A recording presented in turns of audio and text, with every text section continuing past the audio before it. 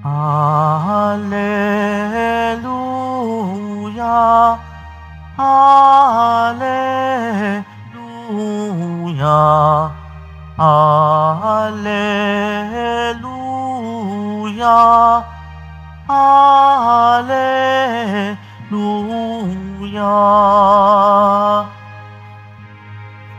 Mula sa Ama si Kristo at naparito sa mundo, nang sa langit dalhin tayo. Alleluia, Alleluia, Alleluia, Alleluia.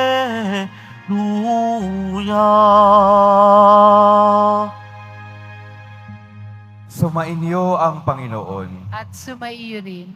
Ang mabuting balita ng Panginoon ayon kay San Juan. Papuri sa iyo, Panginoon. Noong panahong iyon, sinabi ni Jesus sa kanyang mga alagad, "Tandaan ninyo, anumang hingin ninyo sa Ama sa aking pangalan, ay ibibigay niya sa inyo. Hanggang ngayon wala pa kayong hinihingi sa kanya sa pangalan ko.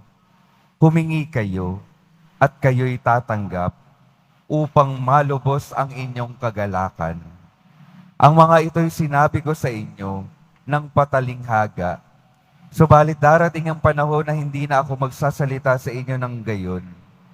Tuwiran ko nang sasabihin sa inyo ang tungkol sa Ama. Sa araw na iyo'y hihingi kayo sa Kanya sa aking pangalan. At hindi ko sinasabi sa inyo na dadalangin ako sa Ama para sa inyo, sapagkat iniibig nga kayo ng Ama. Iniibig niya kayo sapagkat ako'y iniibig ninyo. At naniwala kayong nagmula ako sa Diyos. Ako'y mula sa Ama at naparito sa sanlibutan. Ngayon'y aalis ako sa sanlibutan at babalik sa Ama." Ang mabuting balita ng Panginoon. Pinupuri ka namin, Panginoong Hesukristo. Magsiupo muna po ang lahat. Magandang umaga po sa inyong lahat, mga minamahal kong mga kapatid na naririto at kasama natin online. Good morning po. Pakingitian naman po yung mga taong malapit sa inyo. Pakisabi, good morning.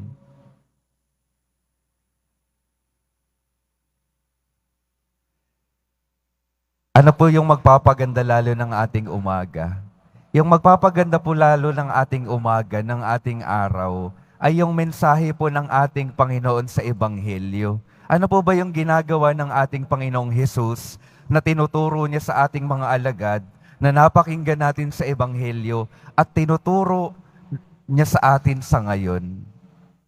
Ang tinuturo pong napakahalaga ng ating Panginoon ay tungkol po sa pananalangin, na sa pamamagitan ng ating Panginoong Hesus Nazareno, maaari nating maabot ang ating Diyos Ama. Sa pamamagitan din ng ating Panginoong Hesus Nazareno, ang pagmamahal ng Diyos Ama ay ipinakita sa atin, ipinaranas sa atin. At ang bunga ng pagmamahal ng Diyos Ama at ng pagmamahal ng ating Panginoong Hesus Nazareno ay buhay na walang hanggan, kung saan ating matatanggap ang lubos nating kagalakan.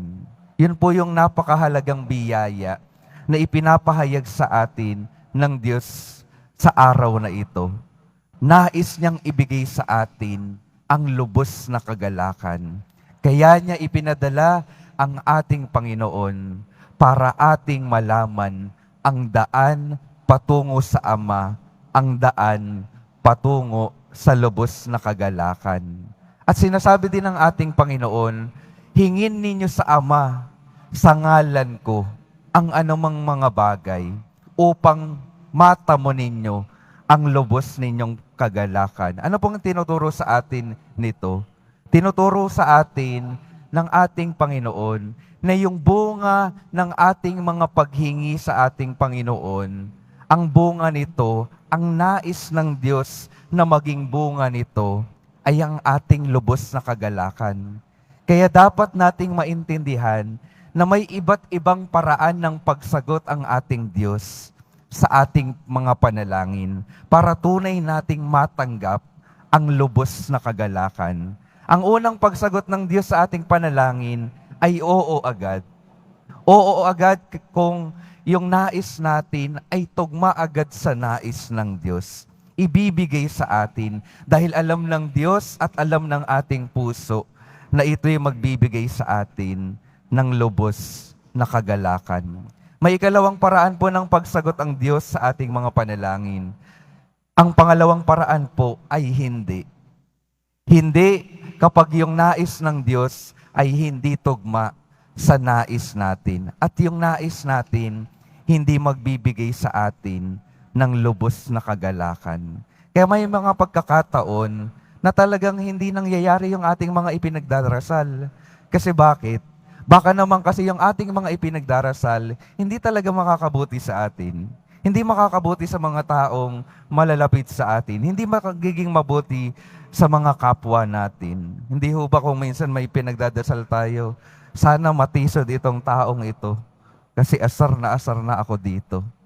Sana may mangyaring masama dito. Sana, Panginoon, ikaw nang magbalik ng ganti sa taong nanakit sa akin. Hindi po ganun ng Diyos. At hindi niya tinuturuan tayong maging ganoon. Kaya may mga pagkakataon sa ating buhay na hindi talaga niya tayo sasagutin sa ating mga panalangin. Bakit ulit po? Dahil hindi tugma yung nais niya sa nais ng puso natin. At yung nais ng puso natin, hindi magbibigay sa atin ng lubos na kagalakan. Yung ikatlong paraan po ng pagsagot ng ating Panginoon sa ating mga panalangin ay hindi pa sa ngayon.